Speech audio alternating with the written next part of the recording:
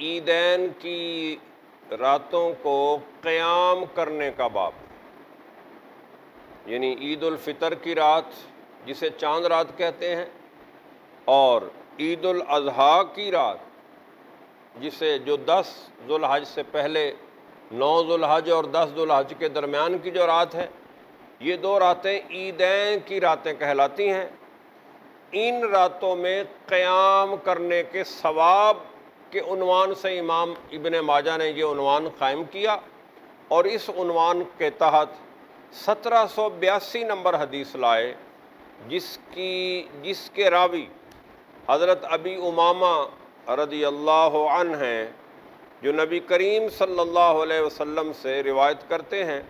رسول اللہ صلی اللہ علیہ وسلم نے فرمایا، من قام لیلۃ العیدین محتسبا للہ لم یمت قلبہ یوم تموت القلوب، جس نے اللہ سے ثواب کی امید رکھتے ہوئے، اللہ سے ثواب کی امید رکھتے ہوئے عیدین کی راتوں میں قیام کیا، تو اس بندے کا دل اس دن فوت نہیں ہوگا جس دن سب دل فوت ہو جائیں گے، اور وہ حشر کا دن مراد ہے۔ یعنی یہ عیدین کی راتوں میں قیام کرنے کی فضیلت ہے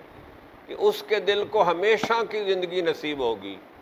اور موت کے باوجود اس کا دل زندہ رہے گا، اور حشر کے میدان میں بھی زندہ و تابندہ رہے گا۔ مولا صلی وسلم دائما ابدا علی حبیبک خیر الخلق کل۔